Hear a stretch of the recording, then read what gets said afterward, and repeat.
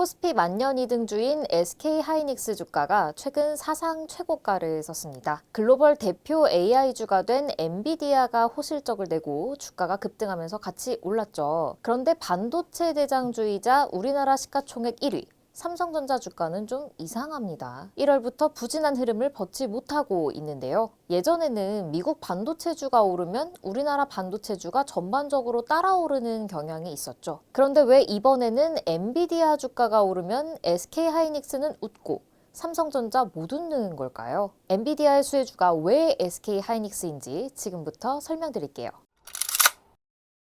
생성형 AI가 등장하면서 반도체 시장 대변혁이 일어나고 있는데요. 방대한 데이터를 계속 학습하는 AI를 제대로 작동시키려면 최첨단 데이터 처리 장치가 필요합니다. 엔비디아가 AI 대장주가 된 것도 생성형 AI의 필수적인 AI 가속기 H100을 판매하기 때문이죠. 챗GPT를 개발한 오픈AI가 이 H100을 썼습니다. AI 가속기는 대용량 데이터 학습 및 추론에 특화된 반도체 패키지인데요. 패키지란 반도체 여러 개를 모아붙여서 전자기기에 넣을 수 있게 조립한 제품입니다. 그렇다면 여기에 어떤 반도체가 들어갈까요? 우선 반도체는 두 가지로 구분됩니다. 시스템 반도체랑 메모리 반도체 들어보셨죠? 시스템 반도체는 연산하는 역할을 하고요. 메모리 반도체는 저장하는 역할을 합니다. 컴퓨터 사양을 결정하는 CPU, 중앙 처리 장치랑 최근 AI용으로 떠오른 GPU, 그래픽 처리 장치는 시스템 반도체고요. 반도체 기사에서 아마 많이 보셨을 디램, 낸드 플래시는 메모리 반도체예요.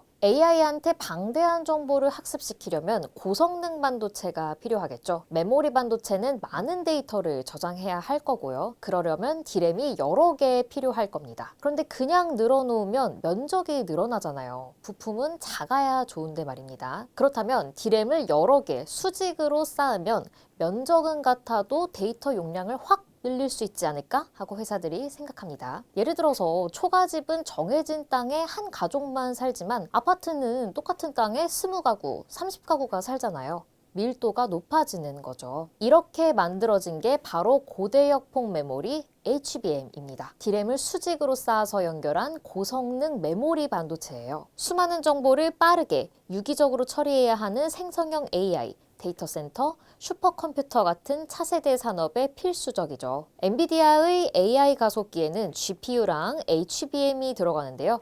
GPU는 자기네 거 쓰고요. HBM은 사옵니다. 근데 이 HBM 만들기 굉장히 어려워요. 안 그래도 작은 디램 칩에 수천 개의 미세한 구멍을 뚫어서 연결을 해줘야 하고 그러면서도 최대한 얇게 압축해야 합니다. 최첨단 기술이 곳곳에서 필요하죠. HBM은 최근 글로벌 반도체 시장의 가장 큰 화두입니다. 엔비디아, 암 등 글로벌 반도체 기업들의 HBM 수요가 늘어나면서 공급이 수요를 못 따라가는 현상이 발생하고 있고요. 현재 HBM 가격은 일반 디램 대비 대여섯 배 수준으로 알려져 있습니다. 지난해 HBM 시장 규모는 54억 달러, 약 7조 원 정도로 추산되는데요. 올해 141억 달러, 약 3배로 커질 전망입니다. 2029년에는 380억 달러, 50조 원 규모가 될 거란 예측도 나옵니다.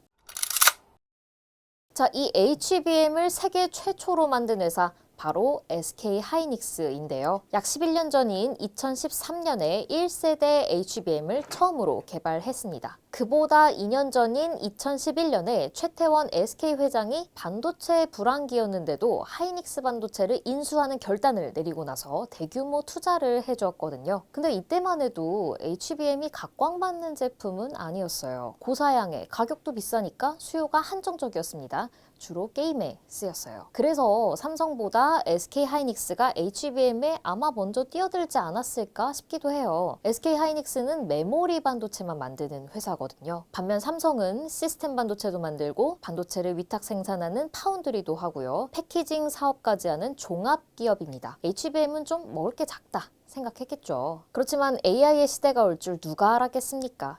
중요한 건 지금이죠. SK하이닉스는 현재 HBM의 기술력과 시장 점유율 모두 삼성전자를 앞서고 있습니다. 2022년 4세대인 HBM3를 업계 최초로 양산했는데요. 이 HBM3를 주목한 기업이 바로 엔비디아였습니다. 엔비디아의 AI 가속기 H100에 SK하이닉스가 HBM3를 독점 공급하게 되죠. 그 덕에 지난해 4분기 SK하이닉스 영업이익이 1년 만에 흑자 전환을 했습니다. 시장 예상보다 굉장히 빨랐는데요. AI 관련 반도체 수요가 늘었고 특히 HBM3 매출이 전년 대비 5배 이상으로 증가한 영향입니다. 지난해 SK하이닉스의 전 세계 HBM 시장 점유율은 55%, 절반 이상으로 추정되는데요. 54억 달러에 55%니까 약 30억 달러, 4조 원 정도죠. 삼성전자랑도 차이가 좀 나네요. SK하이닉스와 엔비디아의 협력 계속될 가능성이 높습니다. SK하이닉스는 지난해 8월 5세대인 HBM3E를 개발했고 조만간 양산에 들어갈 예정인데요. 물론 지켜봐야겠지만 HBM3E가 엔비디아의 신제품 AI 가속기 H200에 탑재될 것이라는 전망 나옵니다. 그래서 증권사들이 SK하이닉스의 올해 영업이익이 10조 원을 넘을 거다. 이런 예측 내놓고 있는데요. 김기태 SK하이닉스 부사장이 최근에 올해 HBM 완판됐다라는 말까지 했거든요. 예측이 현실이 될 수도 있습니다.